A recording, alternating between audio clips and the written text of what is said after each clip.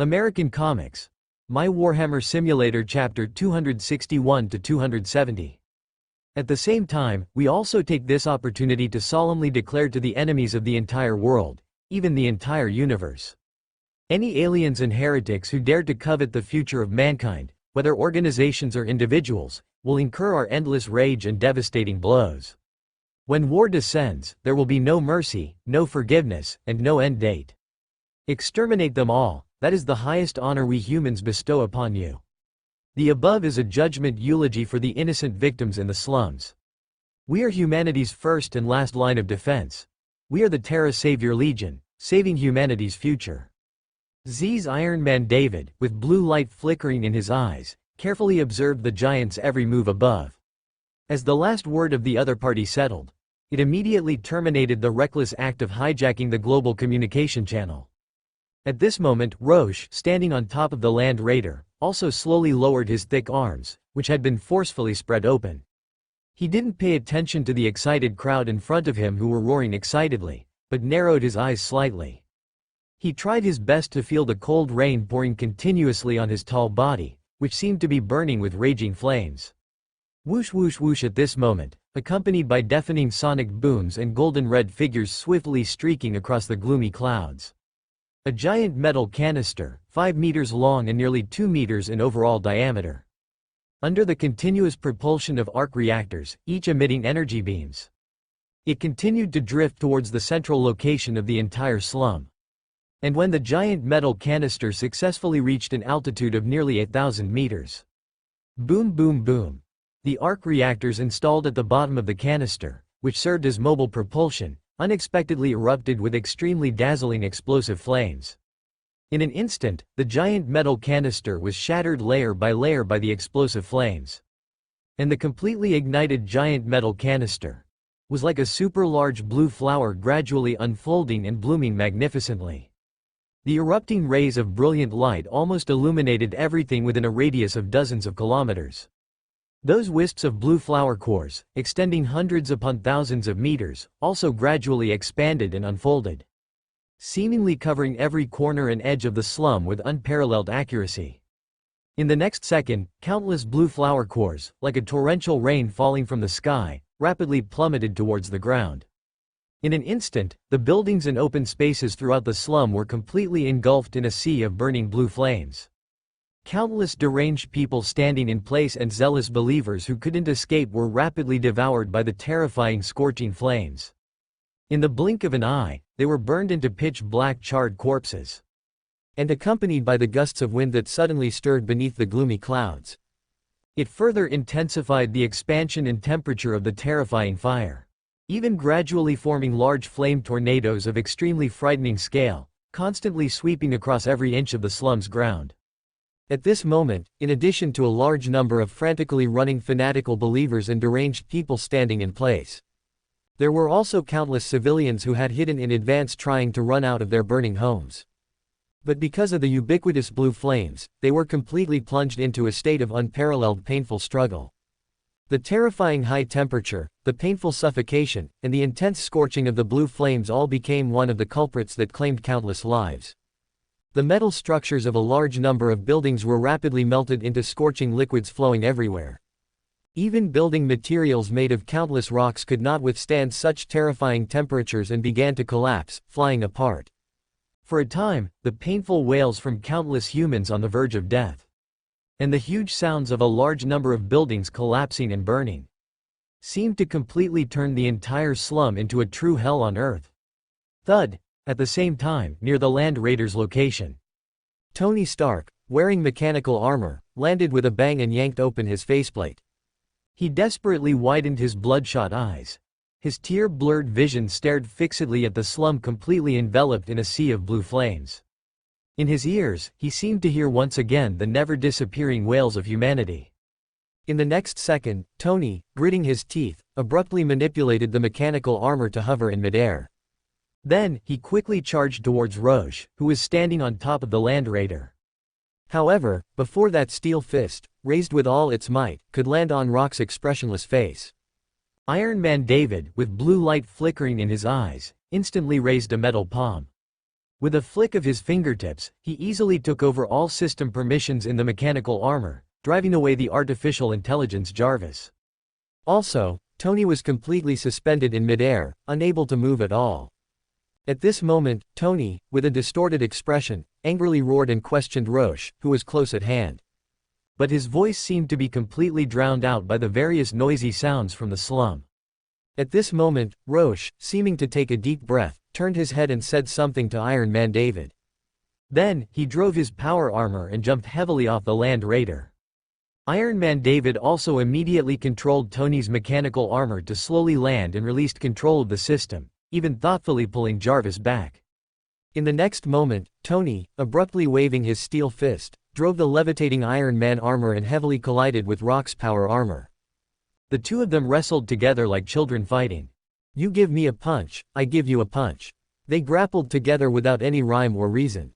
Until the metal surface of the mechanical armor was mostly shattered. Even Tony's face was bruised and swollen, and he seemed to have completely exhausted his remaining energy. He slowly knelt down on the ground. Facing the direction of the slum, he burst into tears. Rorschach, with some blue and purple marks faintly appearing between his eyes and cheeks, seemed to let out a sigh. He drove his power armor, which was almost unscathed in appearance, and stepped forward. He bent down and patted the broken shoulder armor of the mechanical armor, expressing comfort. Rorschach, with sadness faintly revealed on his face, walked towards the internal cabin of the Land Raider without saying a word. As time slowly passed, the sea of blue flames in the slum not only did not weaken its burning intensity but became even more terrifying. It seemed that even the soil and rocks on the ground were undergoing a combustion reaction. At this moment, within the 5 kilometers at the very center of the slum, everything had been completely burned into a large, constantly churning, bubbling lava lake. No trace of the past could be seen, however, even in such a terrifying death zone without air or even microorganisms. A middle-aged man, humming a little Mexican folk song in his mouth, with what seemed to be a Mediterranean hairstyle on his head, actually dragged his own incomplete corpse, with most of his shoulder burned away, and strolled lightly on the scorching surface of the lava lake. La la la, I'm still dancing the sweet potato folk dance. 10 ants on a hot pot burned my feet. It's you, it's him, it hurts so much I call for mama, and dear mama says to me. The territory of hell is top-notch, hundreds of thousands of souls belong to her. If you ask who she is, it's Mephisto, the king of hell, honest and trustworthy, the only one. Ha ha ha, I sincerely wish you, foolish son of man, may your future years be invincible in attack and unbeatable in battle. And continue to let me freeload on these bewildered and painful pure souls. Ha ha ha. The middle-aged corpse with the Mediterranean hairstyle once again let out a hearty laugh. His joyful laughter even repeatedly echoed in the depths of this hellish human purgatory. Tisk. However, at this time, a faint voice, temporarily difficult to distinguish between male and female, suddenly spoke. Also, abruptly interrupted the Mediterranean corpse's endless enjoyment, completely from the heart. Long time no see, Mephisto. Who let you come up? What are you laughing at again? Why don't you tell me, so I can be happy too? Crack. As if reflecting everything, a mirrored space almost instantly enveloped every inch of the surroundings. It completely isolated the rolling, bubbling hot lava and the unextinguished blue flames from the ground. A tall, thin figure in a white robe held a delicate, small white folding fan. He slowly walked towards the Mediterranean corpse. His bald head, devoid of any hair, and slightly reflective fair skin also revealed his true identity without concealment. Damn Sorcerer Supreme, damn Ancient One. A venomous curse burst stiffly from the Mediterranean corpse's mouth. As if carrying lingering echoes, it reverberated within the mirrored space. It's been thousands of years, why aren't you dead yet? I can't wait to warmly welcome you in hell. I will create a magnificent hell amusement park just for you. I will make you kneel in submission under my throne. At this moment, the Mediterranean corpse possessed by Mephisto, the king of hell, let out a low roar. A pair of pale, dead eyes stared straight at the Ancient One, who had slowly stopped walking. Mephisto, why are you demons like maggots that can never be driven away, making people feel disgusted from the bottom of their hearts? The Ancient One, still with a calm expression, gently fanned the white folding fan in her hand. A pair of dark eyes, as bright and deep as shining stars, seemed to reveal a fleeting hint of disgust. Ha! Thank you for your great praise. This is the nature of us demons. Mephisto let out a cold laugh from the Mediterranean corpse. It continued to roll those dead eyes, staring at the Ancient One not far away, and said, "The desire for pure human souls is also our innate nature. Ancient One, are you only thinking of stopping me now? Isn't it too late? Every soul here has been branded with my mark. They are all my personal property, no one can take them away. Moreover, aren't you afraid that intervening will break the ancient covenant we made? You don't want to restart the endless war between the human world and hell, do you? After all, now, there is no longer that group of crazy enclave troops to help you. Their bloodline has long been lost in the long years, relying on your incompetent disciples, or the scattered nations of the human world? I have a small proposal, dear Sorcerer Supreme. As long as you remain neutral this time, I can help you humans several times in the future. If you don't believe a demon's promise, I can even sign a new contract with you." At this moment, a venomous light seemed to flow slowly in those dead eyes. Incredibly tempting sweet talk constantly jumped out of Mephisto's mouth. However, the Ancient One, whose slender hand had taken back the white folding fan out of thin air, subconsciously shook the sleeve of her white robe. A pair of bright and deep dark eyes stared at Mephisto without any waves, and said indifferently, "Signing an ancient covenant with the forces of hell, especially you, Mephisto, is the only thing I have regretted in my long years, which has allowed you to find opportunities to exploit the loopholes in the contract. Just a corpse of a deceased person who can't even be considered a descent avatar can run wild in the human world.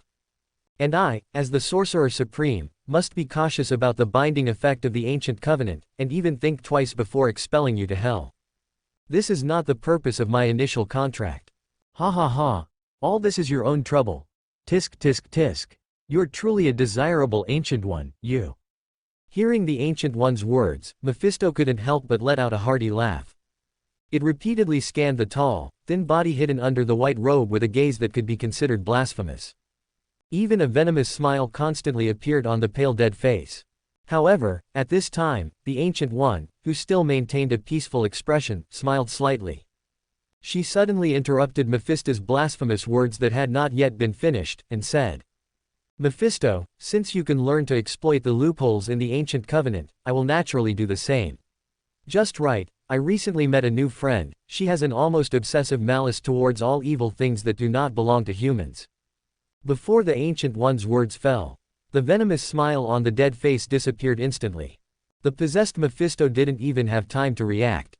Kai! In an instant, a huge power claw with wisps of black mist on the surface easily cut off the spine of the Mediterranean corpse, piercing the colorless, decaying abdomen. Then, it forcibly lifted the entire person into the air. Ah! Ancient One, you, however, just as Mephisto, possessing the corpse, subconsciously let out a cry of shock and anger. Wisps of golden flame quickly rose from inside the huge power claw. Almost in the blink of an eye, the Mediterranean corpse was burned into scattered, fine ashes. At this moment, the corpse possessed by Mephisto was finally freed, and the disgusting king of hell naturally rolled back to his territory. After the ashes of the corpse in midair had completely scattered on the ground, a illusory figure in golden power armor, carrying 13 vague human souls behind him, slowly appeared in front of the Ancient One. This profound lesson for Mephisto can at least last until after my death. The Ancient One, with a faint smile vaguely appearing at the corner of her mouth, stepped forward. She stared at the incomparably tall illusory figure in front of her, and the 13 human souls behind him that were gradually dissipating, and said indifferently, "Are you sure you don't need my help? Just a simple forgetting spell, and the bold words uttered by the person you protect will be completely forgotten by the world. He is still too young and doesn't understand the true face of this world. ZZZZT only ZZZZT war and ZZZZT sacrifice. ZZZZT will lay the ZZZZT foundation. ZZZZT for the future. ZZZZT of humanity. ZZZZT. Moreover, ZZZZT the ZZZZT content of ZZZZT the transaction ZZZZT between ZZZZT is ZZZZT does not ZZZZT include ZZZZT is ZZZZT life ZZZZT. ZZZZT currency. ZZZZT humanity. ZZZZT can only ZZZZT rely on ZZZZT themselves. ZZZZT. At this moment, every time the illusory figure in golden power armor said a sentence, the 13 human souls following behind her gradually dimmed a bit. After all the words were spoken, the 13 human souls, seemingly wearing carapace armor, bowed slightly to the illusory figure. Then, they slowly dissipated in front of the Ancient One. Tisk, you are truly ruthless, but in order to protect humanity, this ruthlessness is a responsibility we must bear. The Ancient One, with a calm expression, seemed to feel a fleeting sigh for the final dissipation of the human souls. Immediately afterwards, a small, delicate white folding fan reappeared in her slender palm. And with the gentle wave of this white folding fan, dense human souls were revealed in the seemingly endless mirrored space. Come on, new friend, we have a lot to do next. Welcome to Fanfic Audiobook, your go-to place for immersive audiobooks. If you enjoy the content, don't forget to like the video and subscribe to our channel for more amazing stories.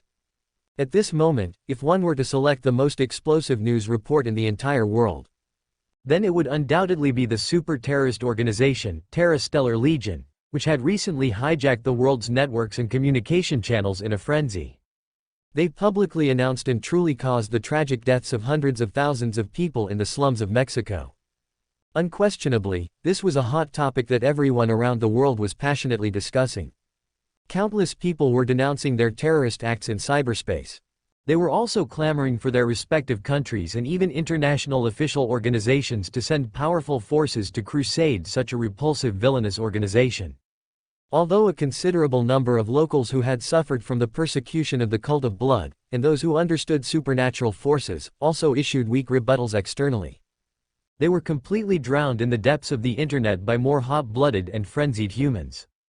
3 days after the tragic slum event, official forces from every major country gathered together.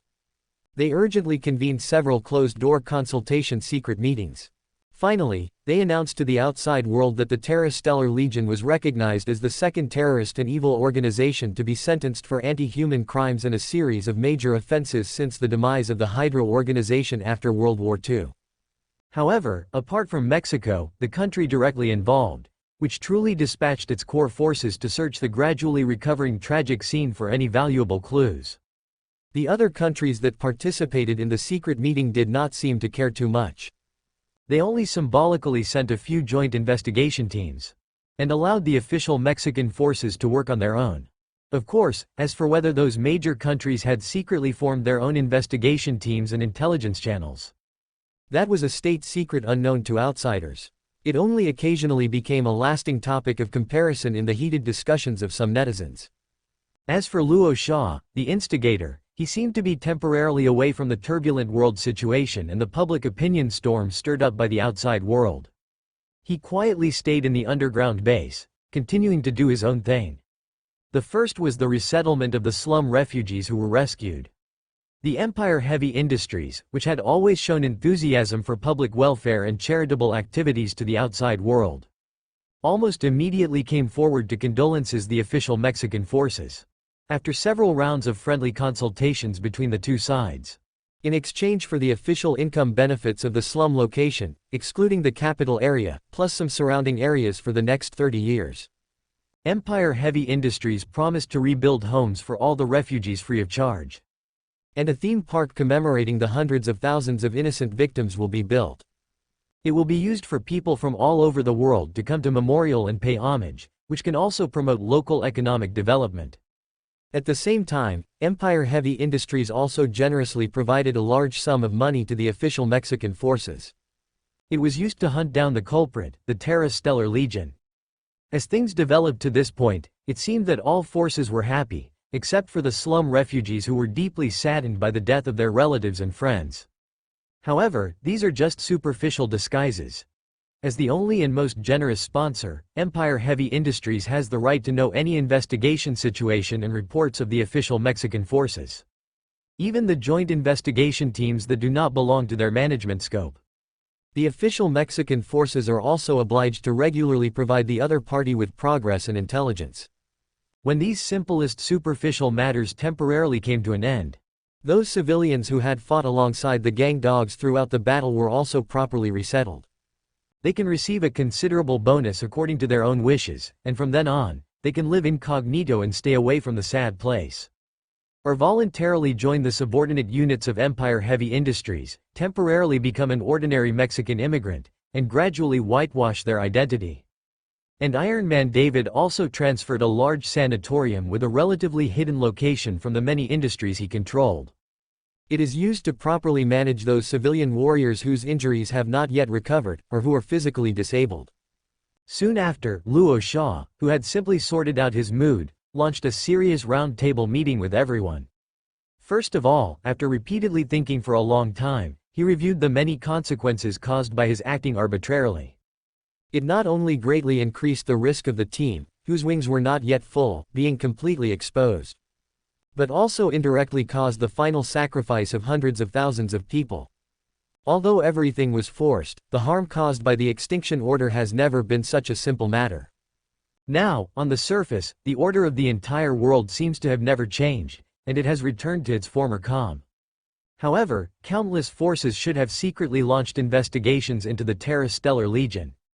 Therefore, after some discussion between Luo Xia and Iron Man David, several plans named Base Migration and Li Dai Dao Zhang, substituting one thing for another, Jin Chan Tuo Chao, Golden Cicada shedding its shell, were put on the round table meeting one by one.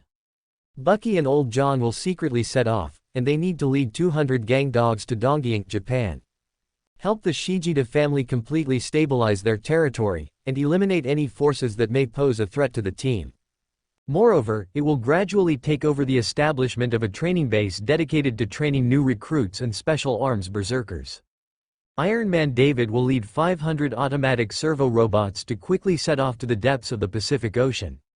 Explore a deserted island with abundant mineral resources and that is not located on the channel to attract attention. Conduct the second secret base development mission. As long as the second base has the basic prototype, all equipment and things must be quickly transferred secretly. At the same time, the foundry workshop in the second base will also be upgraded to a real foundry factory. However, Mr. Connors, who had not shown up for a long time and barely knew what had happened, smiled bitterly and made a small request to everyone. His limb regeneration potion has entered the final research stage, and he cannot be distracted from moving the laboratory. Luo Xia expressed his understanding of this and admitted that everything was just the worst plan. He will lead the remaining gang dogs to be stationed in the underground base for a long time. Mr. Connors nodded in agreement and regained his calm. In addition, Reditus, which was suspended on the metal table, was the most excited existence at the round table meeting. Because it not only obtained the right to continue to deeply study more types of robots and supplement the living forces on the battlefield, but also temporarily obtained a small explosive soldier authority. This is also the basic content of the so-called Li Dai Dao Zhang, substituting one thing for another, Jin Chan Tuo Chao, Golden Cicada shedding its shell plan.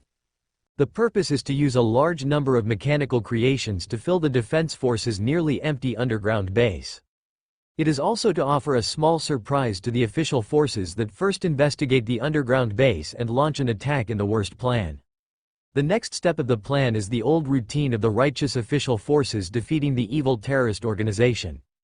It is also to prove to the whole world that the Terrestellar Legion has finally fallen into a dead end. After all, because of the gift from the Queen of Asgard, it is almost impossible to divination the location of the base from a magical level.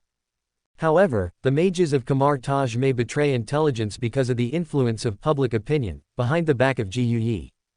Moreover, even Tony Stark can follow the clues and come to the door in person. This also proves that other hot-blooded superheroes may also achieve their goals if they spend a lot of effort.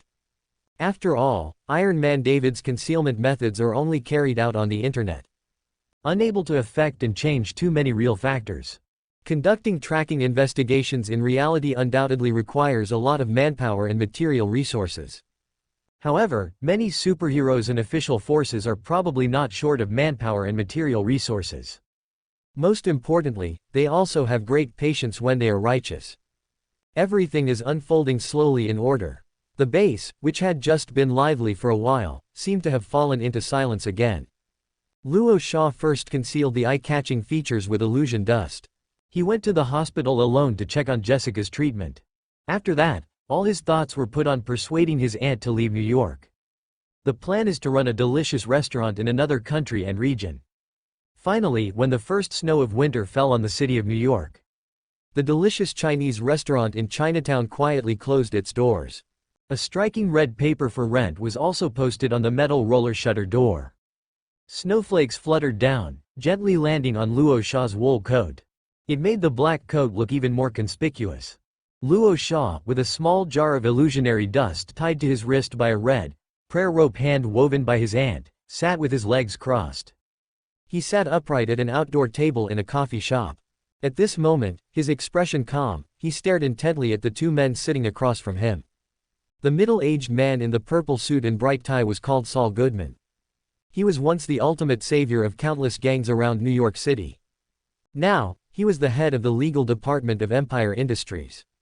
In the past 6 months, he had worked with Foggy Nelson's Karen Nelson law firm to make significant contributions to the sustainable development of Empire Industries. The other man repeatedly fidgeted with his stiff fingers. He constantly chewed gum to relieve his anxiety. Even Luo Sha had heard his name. Eddie Brock. A hapless anti-hero yet to become the host of the alien symbiote Venom. But now, he was the head of the public relations department of Empire Industries, poached from the Daily Bugle by Iron Man David with industry-leading high salaries and flexible working hours. Since the establishment of Empire Industries, this is the first time I've met with two elite individuals. I'm sorry, I'm personally introverted and not good with words. I prefer to delegate daily work schedules to others. Luo Sha's fingers, showing no abnormalities, gently supported his face. He stared at the two men across from him, who were starting to shake their legs to alleviate the cold, and said calmly. The middle-aged man, Goodman, was indeed a seasoned veteran at manipulating legal clauses. His reaction speed was obviously more adapted to social rules than Brock, who only looked physically strong. Hearing Luo Sha's voice, he immediately put on a smiling face and preemptively said, Mr. David has already told us that you are the big boss behind Empire Industries. It's natural and necessary that you don't like tedious things. However, before Goodman could continue, Brock, who seemed to forcibly swallow the gum in his mouth, slightly raised his eyebrows. He asked Luo Sha directly in a deep voice, Big boss, did you call us out for coffee in this awful weather because there's something you need us to handle? There's nothing too important. I just finished a major task that was mentally exhausting and wanted to deal with some normal business to relax. It's also a good opportunity for us to recognize each other's faces, so I know who to look for in the future. Luo Sha, a faint smile seemingly etched on his lips, casually brushed off the accumulated snowflakes on his shoulders. The focus of his gaze, however, didn't seem to be on the two men across from him at all. Oh, if there is anything really important, it's that the current CEO of Empire Industries, Robert, is about to be kicked out. At this moment, Luo Sha, who slightly blinked, seemed to remember something. He added to the two men, whose facial expressions seemed to gradually stiffen. Big boss, excuse my boldness, but can I ask what the reason is? Brock, clearly somewhat impatient, hesitated for a moment. He still cautiously asked Luo Sha, whose expression remained unchanged. He hasn't committed any serious mistakes. It's just that his management style and work ethic are not in line with the development direction of Empire Industries. In that case, we have no choice but to ask him, who has no loyalty, to leave. Luo Sha said softly, pondering for a moment. His gaze fixed on Brock. In fact, this was a suggestion given by Iron Man David, who had already left the Americas and headed to the Pacific Ocean. This workaholic emperor named Robert was indeed a rare multifunctional management talent. The development of Empire Industries under his leadership had indeed achieved considerable success. Even Luo Sha, after learning about his series of classic operational maneuvers, gave him the nickname, Little Gilliman. However, he not only looked down on Madame Gao, the leader of the gang empire, from the very beginning. He also repeatedly had major and minor business conflicts with Madame Gao's subordinates. If this was just a minor matter that occurred during the mutual adaptation of a team. Then, when he unauthorizedly changed Iron Man David's orders and expressed dissatisfaction with Empire Industries' mysterious and almost charitable spending habits. He even wanted to join forces with other financial groups to increase the financial oligarchy's profitability within Empire Industries. The disloyal man had already embarked on a path of self-destruction. After all, Empire Industries was just a tool created by Iron Man David to assist Luo Sha's team in carrying out various tasks. And to solve social problems. Haha, alright Eddie, we're just a bunch of wage slaves anyway. The company's appointments aren't up to us, are they? What do you say, big boss?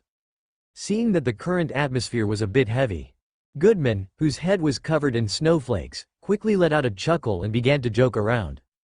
It was to resolve this awkward situation for Brock. Alright, we've officially met. You look like you're freezing. Let's end today's meeting here, you can leave. At this moment, Luo Sha, who subconsciously twitched his nose and slightly narrowed his eyes, suddenly issued an order to the two men sitting across from him to leave. Hearing the big boss's words, Goodman and Brock quickly stood up from the cold seats. They vigorously stomped their legs, which were gradually stiffening due to the cold weather. After respectfully greeting Luo Sha, who was still sitting with his legs crossed, they quickly left the coffee shop together. Soon after, the two men's figures quickly disappeared into the depths of the swirling snow. Luo Sha, his expression much colder, casually picked up a cup of completely cold black coffee in front of him and took a sip. The strong bitterness that quickly flooded the tip of his tongue and the depths of his mouth made him frown. Young man, pure black coffee is not an old-fashioned thing that everyone can accept, especially cold black coffee, which will be even more difficult to swallow. At this moment, a white-haired old man, who had sat down at another outdoor table in the coffee shop at some unknown time, suddenly spoke in Luo Sha's direction. Luo Sha, squinting, slightly turned his neck. He looked up and down at the white-haired old man, who was wearing a well-tailored white suit. A gray mink coat draped over his shoulders. A gnarled hand clutched a gentleman's cane, and even one eye had a monocle in front of it. Compared to coffee, I prefer tea. Or you. Hello, young man, I'm Faust, a retired old man traveling alone on the American continent. Hearing Luo Sha's polite inquiry, which was slightly hesitant, the white-haired old man with the monocle revealed a gentle smile, exuding kindness. Choosing to travel to New York in winter is not a good idea. Be careful. I'm sorry, old man. The snow is getting heavier and heavier, and I should go. At this moment, Luo Sha, with a polite smile on his lips, suddenly stood up from his seat. He gently patted the thin layer of snowflakes that had fallen on his coat shoulders and short gray-white hair. After politely saying a word to the white-haired old man, he strode towards the end of the street. Hee, should I say that New York is indeed a big city? A little guy who seems to have werewolf blood can actually run around so openly. Old fellow, you really should go out more and broaden your horizons. After Luo Sha's tall figure completely disappeared at the end of the street, the white-haired old man with the monocle subconsciously grinned. He muttered to himself, in that case, let's first move the muscles and bones that haven't been moved for decades, find out the members of that terrifying organization called the Terrastar Realm Legion, and burn them to ashes. Great shadow demon above, may your endless will guide my path of exploration. With an expressionless face, Ro Sha swiftly trudged through the snow that covered his ankles. His tall figure passed through the swirling snow and entered a secluded, deserted alleyway. At this moment, he tightly gripped a plasma pistol concealed beneath his wool overcoat in one hand. He was also fully prepared to deal with a sudden attack. The white-haired old man had appeared out of nowhere next to the outdoor table at the coffee shop. Although the other party had carefully concealed their voice and seemed to obscure the sight of others, the mixed scent of herbs and metal emanating from them was, to Ro Sha, who possessed a keen sense of smell, no less than a bright light suddenly lit in the dark night. Whether the other party was a hero or a villain, their appearance in New York at this time must be related to the affairs of the Terrastar Legion. However, after Ro Sha, fully prepared for battle, stood in place and waited for 15 minutes. Even a layer of snowflakes had accumulated on his shoulders again. The enemy's figure still did not appear. There was not even a trace of being followed. Am I being too suspicious? Or is the other party truly a retired hero or villain traveling alone? Ro Sha narrowed his eyes slightly. He recalled his previous series of actions and thought silently. He was simply feeling a bit bored from staying in the underground base for a long time. So, taking the opportunity of seeing off Eric, the Blade Warrior who had declined to join the team, he decided to go out and breathe some fresh air. At the same time, he also wanted to experience the long-unseen urban snow scene.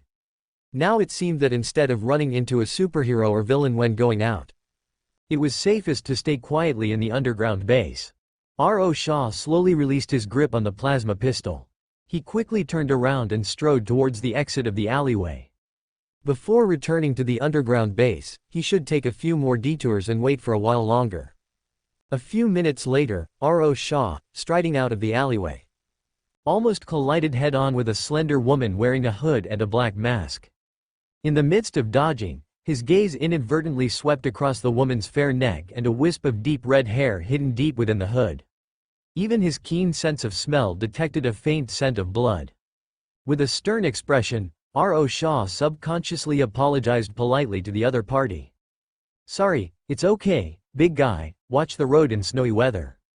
The other party shook her hooded head nonchalantly.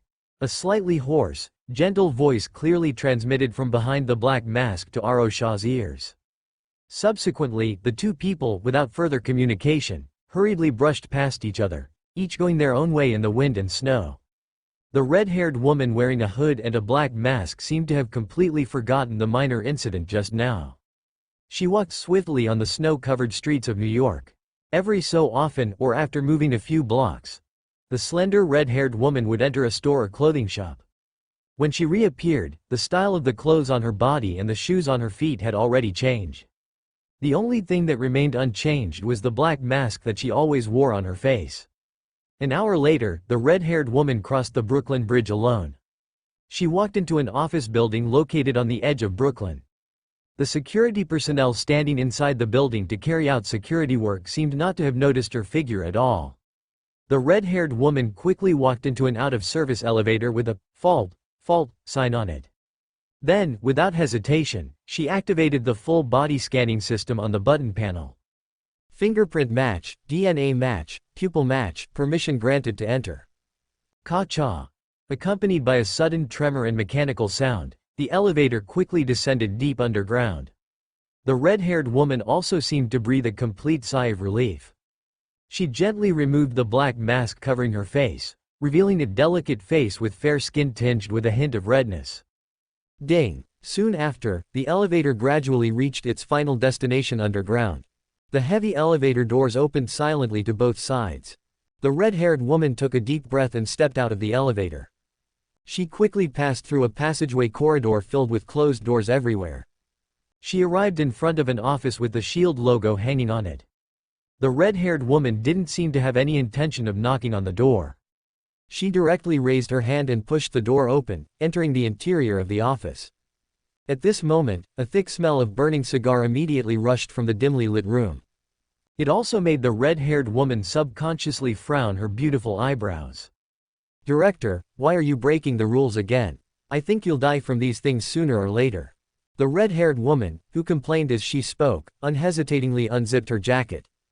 Also exposing the clothes, she took out a folded rough paper from the cover in front of her chest with two slender fingers. She casually threw it towards the figures slumped in the old sofa. The red burning point of the cigar in his mouth flickered in and out of the darkness. This is a depiction of the specific appearance of the Blue Devil, drawn by a survivor from a Mexican slum using extremely exquisite painting techniques. I have to say, his painting skills are much higher than those sketch profilers in the bureau. I even want to absorb him into the SHIELD Academy. Just as the red-haired woman spoke, a large, black-skinned palm accurately and powerfully caught the folded paper that the other party had casually thrown over. Under the light of the flickering cigar, the gradually unfolding rough paper. A blue metal giant wielding a huge scythe with a halo of green light is tearing apart everything in front of him. At a glance, it is as clear and vivid as a lifelike photograph presented in the observer's line of sight. Even if it is just a roughly made painting, it faintly reveals an incomparably ferocious and bloody aura. Well, Natasha, you really didn't fool me. The person who drew this picture is indeed a genius. Send him to the SHIELD Academy if you have the chance. I mean the new academy that was just established recently. As wisps of cigar smoke swirled around, a black bald head with a faint luster on the surface slowly straightened its back from the old sofa. On that weathered face with dark skin, the three very conspicuous scars above the left eye and a black eye patch are almost unforgettable. Natasha, besides that, is there any other information worth paying attention to? SHIELD Director Nick Fury stared at the paper in his palm without even looking up. He continued to ask the red-haired woman while holding a burning cigar between his other two fingers. A name, or a noun, is what a little boy who was rescued from the hands of evil cultists by those so-called terrorists told me. Astartes. A hint of fleeting sarcasm seemed to appear between the lips of the red-haired woman named Natasha. It's just that it's not aimed at the terrorists who are the culprits. Astartes. I've never heard of it. However, Natasha, never bring personal emotions into your work. This is a fatal mistake. Evil cultists are evil cultists, terrorists are terrorists. Just because one party has done one good deed doesn't make them good people. Moreover, the blood debt of hundreds of thousands of innocent civilians cannot be easily erased. Nick Fury slightly raised his chin with a thick mustache. His one-eyed gaze stared at Natasha, who had almost stripped off her clothes. He suddenly said with a helpless tone, "Natasha, it's getting cold. Leave a few pieces of clothing on your body. You'll thank me for this advice when you get old." "Oh, you're so verbose." Natasha, frowning slightly, walked to the storage cabinet in the corner of the office while shaking her shapely and lithe body. She casually pulled out a set of close-fitting leather armor with a dark black luster from inside. While putting on the equipment, she said without turning her head, "When I sent back the information, I had already met with Hydra agents on the border. I also heard that Leviathan's zodiac has also sent 3 constellations from Europe. Even after arriving in New York, I accidentally bumped into a big man on the road who, just by looking at his eyes, you could tell was a murderous maniac. Fury, this is a winter of many troubles. It is already very difficult for our people to deal with Hydra. If we add Leviathan's people to stir up trouble, I'm afraid it will involve even more things and put S.H.I.E.L.D. in an irreversible situation of failure." Listening to Natasha's incessant chatter, seemingly to relieve her emotions, Nick Fury, who had been silent for a moment, suddenly said, "I think it's time to tell Rogers some of the truth about S.H.I.E.L.D. and Hydra. He slept for more than 70 years and accidentally came to an era that does not belong to him. There should be countless angers in his heart that need to be vented. Now, we have countless enemies to help the captain vent his anger." The sound of shoes lightly tapping against the metal floor echoed continuously in the dimly lit underground passage. After Iron Man David temporarily left to develop the second base. No one managed the electrical switches, so some of the base's equipment completely entered energy-saving mode. At this moment, Luo Sha, who had been circling the streets above ground for 2 hours, finally returned to the empty and silent underground base, braving the wind and snow. 7 days ago, Bucky and Old John led 200 disguised gang members, escorting Auntie, who had packed up all her belongings.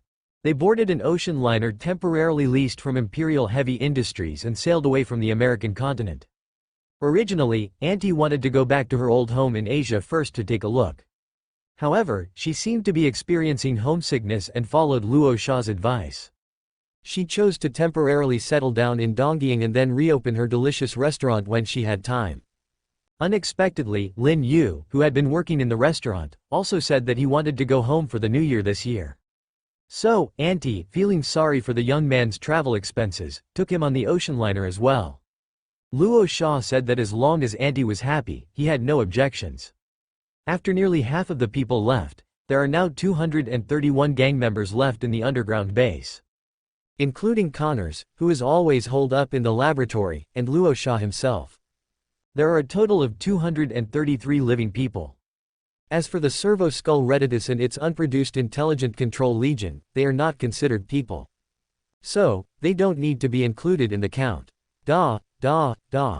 Just as Luo Sha, deep in thought, was about to reach the brightly lit base hall, the fist of Belial, using its 5 metal fingers to support itself on the metal floor, scurried past his line of sight like a huge dark green metal rat. Huff. Luo Sha raised an eyebrow and slowly exhaled. He couldn't be bothered to pay attention to this mysterious power fist. Luo Sha casually took off his woolen coat and walked directly into the supplies storage warehouse. He rummaged through it and found a few pieces of still frozen Grox meat patties, planning to have them for dinner. About half an hour later, Luo Sha, with wisps of oily smoke and food aroma lingering around him, sat at an empty metal round table. In front of him was a large plate of fully cooked meat patties, emitting a faint sizzling sound. However, Luo Sha, frowning slightly, stared blankly at the meat patties for a while. Suddenly, he lost his appetite. He subconsciously slumped back in the metal chair. He casually opened the simulator and swiped through the pages. On the designated salvage page, the countdown timer had not yet ended. It would take at least 48 hours to know the results. However, the simulation option had already completed its natural cooldown. So, Luo Sha took off the illusion dust accessory from his wrist. Completely restored to his original appearance, Luo Sha decided to take the opportunity to conduct the next simulation. Without a second thought, he placed a fingertip on the simulation start option. However, in the split second after the simulation started, Luo Sha, with widened eyes, suddenly realized something very important. Crap, I forgot to pray to the Emperor. Emperor protect. Simulation starting. Current identities available: Space Wolves Bloodclaw, Webway, Kamora Death Arena. Please select a landing identity. If refused, a random landing will occur. Identity selection refused. Simulation starting. You have landed in the Warhammer universe. Time: M31. Location: the Terminus Est flagship in the warp. You have unexpectedly landed in the lower decks of the Death Guard's flagship, the Terminus Est. You find yourself wearing a set of grayish-white metallic luster Tartaros pattern Terminator armor, a 2.5 meter long Manreaper gripped tightly in your hand. You don't have time to observe more details of the surrounding environment. Through the metal helmet's lenses, you witness a cruel and merciless bloody massacre unfolding before you. Hundreds of navigators with a third eye on their foreheads, along with their mortal servants, have been forced into a corner of the lower decks by an Astartes in iron-patterned Terminator armor. The giant scythe wielded by the other party reaps the lives of a dozen mortals with almost every swing. You deeply understand how important the existence of navigators is to a fleet. You take a deep breath of the foul air inside the helmet, permeated with a pungent chemical smell.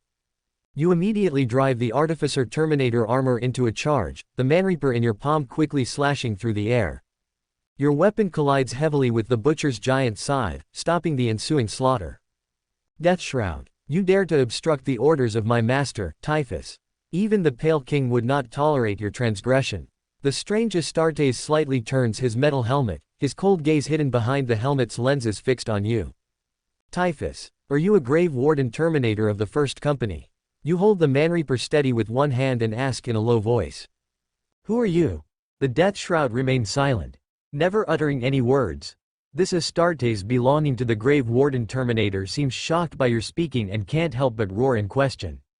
However, the next second, your tightly clenched metal fist has already slammed heavily into the other party's metal helmet, emitting a deafening boom that even a mortal's hearing would find unbearable. Your well-planned and unexpected attack is undoubtedly very effective. Even the tall metal body of the Grave Warden Terminator staggers backwards slightly. You suddenly step forward, the thick long shaft of the scythe sliding quickly in your palm. You take this opportunity to redirect the tip of the Manreaper, using agility far exceeding that of the Astartes to heavily chop at the vulnerable parts of the opponent's body. With countless ceramite and plasteel fragments flying everywhere, the sharp tip of the Manreaper pierces deeply into the inside of the Grave Warden Terminator's helmet, completely destroying the brain hidden within. At this moment, the Death Cloud launcher located above the Grave Warden Terminator's power pack has only just begun to emit a few wisps of dark green chemical toxic mist before completely ceasing to show any signs of outward eruption.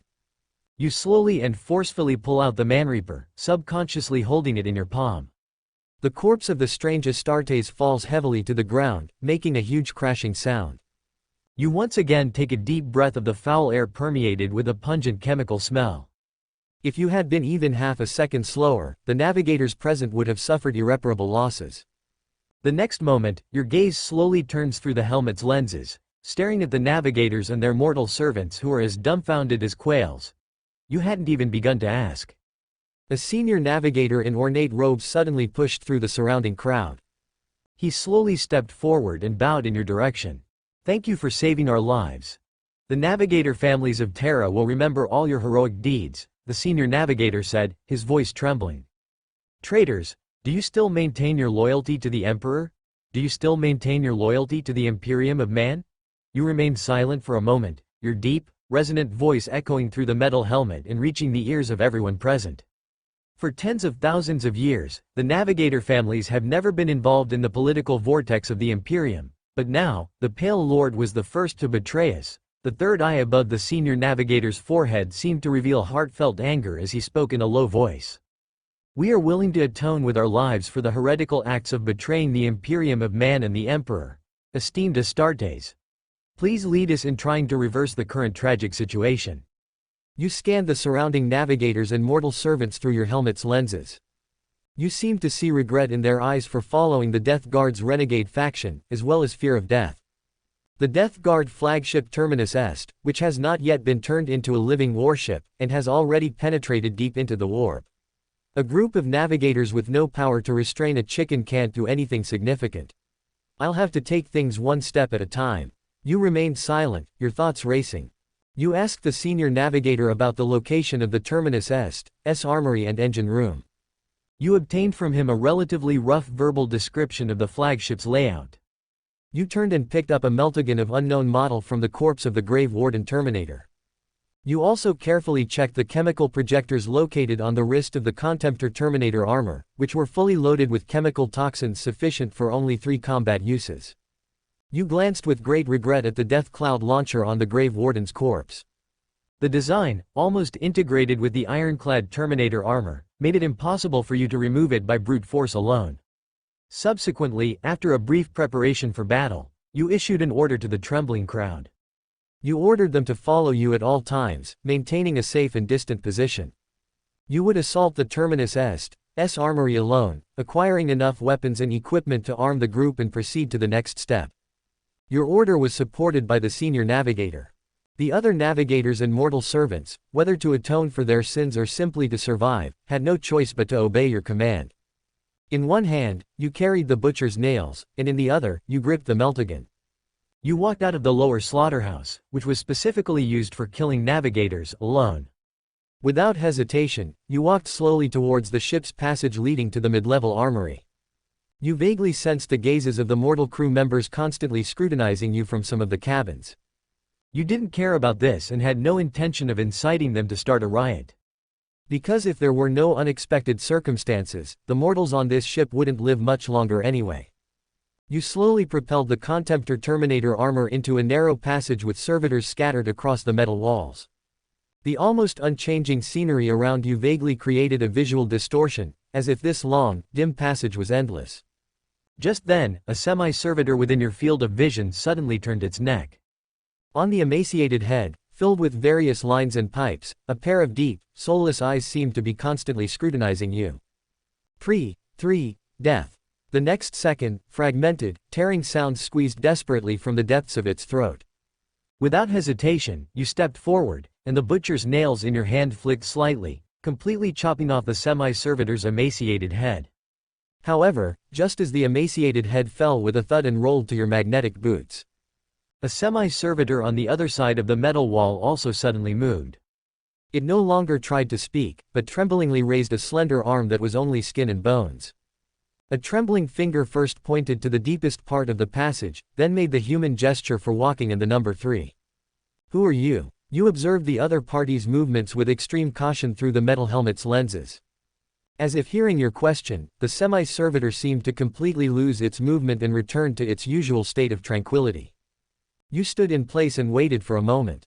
After not discovering any other abnormal situations, you continued to walk towards the depths of the passage. You did not believe the other party's expression of goodwill, but you were also prepared to deal with any attacks. 10 minutes later, as you were about to exit the narrow passage, you unexpectedly encountered 3 Astartes in gray-white power armor who had just entered the passage. You quickly scanned the bolters hanging on their waists and the huge scythes they held in their hands. You took a deep breath of the pungent chemical air and walked boldly towards the Death Guard. The 3 Death Guard immediately noticed you as a death shroud. Without hesitation, they stood on the side of the passage, giving you the entire passage while slowly performing the Death Guard chapter's ritual. You remained silent, only nodding slightly to the 3 respectful Astartes in return. Just as you and the 3 respectful Astartes were about to pass each other. "Do you still maintain your loyalty to the Emperor?" you suddenly asked them. The 3 Astartes seemed to be momentarily stunned by your sudden question. Or perhaps, as renegades, they didn't know how to answer the question for a moment. The next second, without hesitation, you raised the meltagun in your hand, aimed at the helmet of one of the Astartes, and pulled the trigger. At the same time, the butcher's nails you were gripping in your other hand suddenly slashed through the air, forcibly embedded in the depths of an Astartes power armor from the position of the neck. The next moment, the terrifying orange-red melt-a-beam instantly melted the Astartes' metal helmet, including the head inside. Your forcefully yanked butcher's nails also almost split the Astartes in half diagonally. Damn Deathshroud, you traitor! However, just as the last Astartes completely went berserk, intending to swing his huge scythe to launch a chopping attack on you, you had already turned the muzzle of the meltagun and pulled the trigger continuously. Chi, chi, chi. The headless Death Guard corpse crashed to the ground with a loud thud. You, piloting the Contemptor pattern Terminator armor, crouched down and picked up the weapons and ammunition scattered around the corpse. You hung 2 bolters on either side of your waist, and another on the back of your power pack, even filling the ammunition storage unit below the pack to the brim. You scanned the 3 power scythes through the metal helmet's lenses. You casually dragged the handles of the 3 massive scythes, turning and moving a short distance into the passage. You barely concealed these Astartes melee weapons behind a servitor. You weren't expecting to keep this weaponry. You were just slightly increasing your chances of success and acquiring some supplies for your next actions. You reactivated the Contemptor pattern Terminator armor and walked towards the end of the passage. You entered a spacious lower deck of the ship, where countless ancient ship systems emitted strange humming noises within your line of sight. You planned to cross this area as quickly as possible to reach the lift connecting the lower and middle decks. At that moment, from the depths of the shadows cast by those ancient systems, a ship repair servitor, moving unsteadily and covered in modifications, suddenly changed direction and walked towards you. Each Death Guard squad has 7 Astartes. However, you don't need to worry. There's only 1 squad on the lower deck. The remaining 4 Death Guard have been lured to other areas by several deliberately disruptive repair servitors. If there are no unforeseen circumstances, they will be ejected from the ship due to sudden mechanical failures. This time, a clear and coherent, cold, mechanical voice slowly emanated from the repair servitor's mechanically modified body. You stared silently at the other party, refraining from making any rash moves. You instinctively tightened your grip on the meltagun and butcher's nails in your hands. One last question. Who are you? Your deep voice traveled slowly through the metal helmet, echoing in the silent, empty corridor. In the dawning days of my creation, the Mechanicus on Luna called me Dusk Raider. When accompanying the Primarch on countless campaigns against heretical Xenos worlds, the Death Guard secretly called me the Glory of Barbarous. And now, I am called Terminus by that first captain, Typhon, who was the first to betray the Primarch. The ship repair servitor slowly raised its metal head, which was about 2/3 mechanically modified. Its cold, mechanical voice seemed devoid of any emotional fluctuations. You're the ship spirit of the flagship Terminus. No, perhaps more like an abominable intelligence, you said, shifting your gaze and looking down at the other party. Whatever my essence may be, it does not affect my loyalty to the Primarch. Nameless Deathshroud, I do not know what has caused you to repent, but First Captain Typhon's malice and disrespect towards the Primarch are unbearable even for my vast metal hull. I will help you do what you should do, and you must also help me do what I should do. First Captain Typhon must be destroyed. However, the ship spirit named Terminus did not seriously answer your words. It simply stated its purpose to you bluntly. You pondered for a moment, then readily agreed to the other party's request. After all, you had no better options at the moment. Deal. My first target is the armory. Hearing your answer, the Terminus ship spirit immediately began to plan a route for you. You activated the Contemptor pattern Terminator armor and strode forward. At the same time, you also obtained some information about the armory from the Terminus ship spirit. There were 14 Astartes stationed at the armory, 2 squads. Although, with the help of the Terminus ship spirit, communications there could be temporarily cut off, and the distress signal to the bridge prevented. However, if the sounds of intense fighting continued for too long, more Death Guard from the middle decks would quickly come to reinforce. And a nearly complete Death Guard legion had up to 70,000 members. Even if you completely transformed into a Primarch, you would be overwhelmed by the endless bolter fire from the Astartes. So far, the only support the Terminus ship spirit could provide was a large number of ship repair servitors. These troops were now gathered in the middle deck, waiting for your arrival. You seemed unconcerned about the things the Terminus ship spirit was worried about. You simply remained silent and followed the Terminus ship spirit into the lift connecting the lower and middle decks. Soon after, accompanied by the sounds of countless mechanical valves turning in the lift, you quickly arrived at the middle deck. From the gradually opening lift doors, you saw thousands of ship repair servitors standing neatly in the wide corridor outside. Death Shroud, now it's your mission. These ship repair servitors will be your meat shields and cannon fodder. As for success or failure, I cannot guarantee it, the Terminus ship spirit's cold, mechanical voice echoed in your ears. You slightly turned your neck, peering down at the other party's mechanical head through the metal helmet's lenses. You withdrew your gaze, activating the Contemptor pattern Terminator armor and stepping out of the lift. A large number of ship repair servitors quickly followed you, surrounding you on all sides. You led this mighty force of cannon fodder towards the armory. As time passed, the vanguard of the servitor army soon arrived at the ship's compartment where the armory was located. The large number of gathering and moving repair servitors immediately alerted the stationed combat squad. After they discovered that they could not temporarily contact the bridge or send any alerts, the Death Guard did not hesitate to wield their barbarous heavy warblades, the Kukaras, and massive power scythes, thoroughly clearing the threats in front of them. At this moment, carrying the butcher's nails, you lowered the metal frame of the Contemptor pattern Terminator armor as much as possible, slowly raising the meltagun gripped tightly in your palm, aiming at those tall figures that were constantly flickering in the gaps between the repair servitors. In the next second, the remaining ammunition in the meltagun poured out from the muzzle in rapid succession. Streams of searing heat quickly cut through the air, bombarding the Death Guard, whose fighting style was silent and ferocious. You suddenly straightened your metal body. You casually discarded the meltagun, which had exhausted its ammunition. Your two hands quickly pulled two bolters from your waist, and then, without hesitation, began to unleash the terrifying firepower of bolters on the traitors in front. In the blink of an eye, one after another, the violently roaring bolters grazed the tops of countless repair servitors. They landed with incredible accuracy on the Astartes, power armor, and the fire from successive explosions shattered and scattered large fragments of ceramite metal. At this moment, the meltagun attacks that had been launched earlier had already caused several Astartes to suffer terrible casualties. The roaring bolters from the other side also constantly grazed your Contemptor pattern Terminator armor, occasionally emitting chilling metallic scraping sounds and explosive flashes. But you were like a towering metal mountain, standing still in place.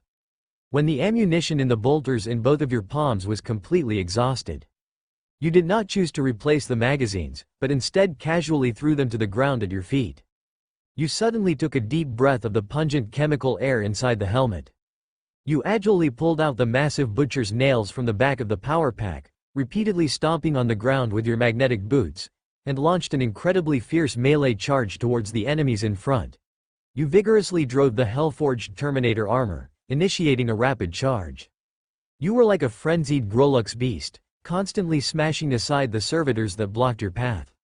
Roaring bolter rounds hammered against the thick armor on your chest, explosive fire sending countless shards of ceramite flying. But you seemed fearless, not bothering to dodge at all. The butcher's nails, gripped tightly in your hand, swiftly cleaved through the air. The sharp edge, accompanied by a terrifying shriek, slammed into the barbarous heavy warblade that a Death Guard had just raised. In an instant, the butcher's nails, forged with superior techniques and materials, cleanly severed the opponent's melee weapon, embedding itself deep within their metal helmet. And with a casual tug, half a head and shoulder, along with shattered power armor, crashed to the ground.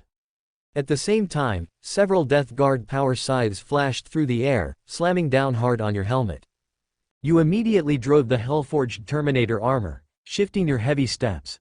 The tactical dreadnought armor, far more agile than other Terminator models, allowed you to react quickly. You slightly tilted your body, choosing to use the armor's thicker shoulder plate to withstand the Death Guard's fierce counterattack.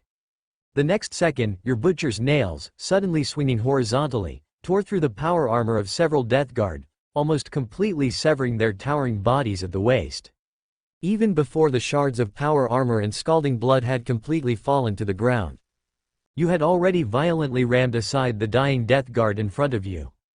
The butcher's nails, gripped tightly in both hands, became a terrifying metal whirlwind, frantically hacking and slashing at the approaching death guard. By the time scalding blood splattered across your helmet's visor, you abruptly halted your heavy advance. You drove the Hellforged Terminator armor, covered in the marks of power scythes and heavy warblade strikes, to slowly turn around. At this moment, the mangled corpses of 14 Death Guard were exposed within your blood-red field of vision. You spat out a mouthful of acrid air tinged with a chemical taste. You suddenly felt the blessings of Khorne beginning to surge within you. Instantly, your strength and speed seemed to be greatly enhanced, far exceeding that of a normal Astartes. Even the butcher's nails, gripped tightly in your hand, seemed to undergo some subtle changes. The already sharp edge of the scythe blade displayed an astonishing blood-red hue, as if becoming even sharper and stronger. You seemed to have anticipated this. After all, the warp was now the playground of the Chaos Gods. And you were just a tiny ant that slightly pleased them. You subconsciously let out a fleeting sigh. You drove the Hellforged Terminator armor to slowly move past the remaining 600 or so servitors. You went directly to the front of the armory, opening its heavy metal doors. However, just as you were about to notify the End's machine spirit, instructing it to lead the surviving navigators and mortal servants to hold the armory, you once again keenly sensed a very abnormal and terrifying change rapidly unfolding on the Death Guard flagship, the End Asterisk. You abruptly drove the Terminator armor to turn around. Your vision, through the helmet's visor, vaguely saw a thick green mist, radiating endless malice, silently pouncing on a servitor, and in the blink of an eye, it spread to all the servitors. Almost instantly, those defenseless servitors were completely transformed into plague zombies, their mechanical structures also beginning to rot and stink. Even the servitor controlled by the Asterisk End's machine spirit instantly underwent corruption and mutation, gradually disappearing from your sight. Nurgle's rot. Zombie plague. You gnashed your teeth and let out a muffled roar from inside the metal helmet. You reacted immediately, quickly driving the Terminator armor, retreating backwards into the open armory entrance. However, at this moment, a swarm of black wasps, constantly emitting terrifying buzzing sounds and carrying an unbearable stench, surged past the staggering Nurgle zombies, fiercely attacking you. You abruptly raised a thick arm encased in gold-plated armor, and the chemical sprayer on your wrist instantly erupted, releasing a terrifying poisonous mist that covered dozens of meters around. For a time, in addition to the Nurgle zombies, even the surrounding metal floors and walls were corroded by the chemical substances, hissing and crackling. Unfortunately, the terrifying poisonous mist, which was very effective against unprotected mortal squads or Astartes, had no effect on stopping these creatures, which on the surface looked like biological wasps, but were actually destroyers of plague, an extension of the evil god's power. This swarm of black wasps, accompanied by a terrifying buzzing sound, slammed heavily onto your Hellforged Terminator armor, and then quickly infiltrated your body. You instantly felt the decay and rotting of your strong flesh, as well as the contraction and trembling of your soul's fire. You even felt the endless pain of a tenacious will and a battle rage of bravely fighting the enemy being gradually extracted from your towering body, like silk being pulled from a cocoon. Your consciousness seemed to fall into a hazy state. You seemed to be surrounded by a vague, but kind and deep, whispering in your ears. You subconsciously knelt on one knee, gripping the butcher's nails to support your weak and painful body.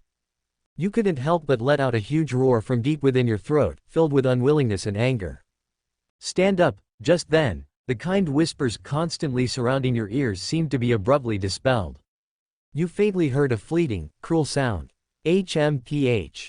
The next moment, a large, continuous stream of chaos blessings quickly repaired your rotting and decaying body, and continuously strengthened every inch of flesh and muscle on your body. Your physical strength was rapidly swelling, heading towards a dangerous state of corruption. But only the fire of your soul was firmly protected by another powerful psychic force, and no matter how the chaos blessing impacted it, it could not penetrate it. So, even more chaos blessings abruptly redirected the route of infusion. The butcher's nails held tightly in your hands and the Hellforged Terminator armor worn on your body quickly underwent terrifying changes. The butcher's nails, black throughout with a red edge, actually gradually grew blood-colored fangs made of metal. A blood-red living eyeball also appeared out of thin air on the side of the huge scythe, constantly staring at you with closed eyes, blinking. The iron-gray metal surface of your Hellforged Terminator armor completely turned scarlet, And while the ceramite outer shell with broken marks was completely repaired, dense copper-colored X-shaped symbols were constantly imprinted on every inch of the armor, inside and out. Until a huge blood-red unicorn, radiating a metallic luster, slowly bulged on the forehead of your metal helmet. The seemingly endless chaos blessing completely stopped infusing. The next moment, you inside the helmet abruptly opened your tightly closed blood-red eyes. Kill! Kill! Kill! You drive the refurbished Khorne Terminator armor and slowly stand up. You subconsciously grip the demonic weapon that has grown blood-red living eyeballs and metal fangs, the blood-soaked butcher's scythe. The scene before your eyes is a blood-red haze, and a few words seem to echo continuously in your ears. Chop, chop, chop, chop. Kill, kill, kill, kill. Your scarlet gaze is fixed on the staggering Nurgle zombies, and you can't help but let out a deafening roar from deep within your chest. You slightly lower the metal helmet with the blood-red metal horn, your whole being like a steel bull in a state of frenzy. Your two blood-red magnetic boots heavily stomp on the metal ground, launching a terrifying charge towards the Nurgle zombies in front of you. In an instant, countless Nurgle zombies who dare to stand in your way are instantly smashed into a large amount of blurred flesh flying in all directions by the incomparably powerful impact force. Even the terrifying healing ability and tenacious and vigorous decay ability bestowed upon them by the zombie plague cannot resist your arrival. Your footsteps show no sign of stopping. You grip the blood-soaked butcher's scythe tightly in one hand and sweep it across with force. As the sharp blade dances back and forth, the living eyeballs on it faintly emit terrifying screams of overlapping echoes. Almost every staggering Nurgle zombie has no time to react and can only passively endure your endless rage. In just 15 seconds, 500 or 600 Nurgle zombies are completely torn into rotten pieces of flesh all over the ground by your frantic attack. Pools of green pus containing countless terrifying toxins and deadly viruses and bacteria also constantly corrode the surrounding metal ground, occasionally rising wisps of thick green mist. Just then, you, who had lost your target, suddenly stopped your killing. You stand in the center of the ground full of rotten pieces of flesh, subconsciously raising the sharp-edged blood-soaked butcher's scythe in your palm. The extremely heavy end of the demonic weapon crashes heavily on the metal ground, making a thunderous roar. You slightly raise the metal helmet with the blood-colored metal horn and can't help but let out an abrupt and terrifying roar. Blood for the blood god, skulls for the skull throne. The golden throne. Your tenacious consciousness and soul fire finally rise up in resistance, breaking free from the endless desire for bloody slaughter and heavy restraints. The blood-red scene before your eyes slowly fades, and your range of vision barely returns to normal. You subconsciously take a deep breath of the bloody air that has no chemical smell. Just now was the first time you were so close to irreversible chaos, corruption and the red line of depravity. But instead of feeling fear as you did in the past, you no longer feel any fear. At this moment, deep in your heart, all that remains is deep hatred for being manipulated by chaos, and endless anger at Khorne's forced blessing. You stand in place and remain silent for a moment. You drive the Khorne Terminator armor back to the armory. Your icy gaze sweeps through the interior through the helmet's visor, taking in the dazzling array of weapons and equipment, even those with terrifying power. You come to the front of a pile of meltabombs, almost like a mountain.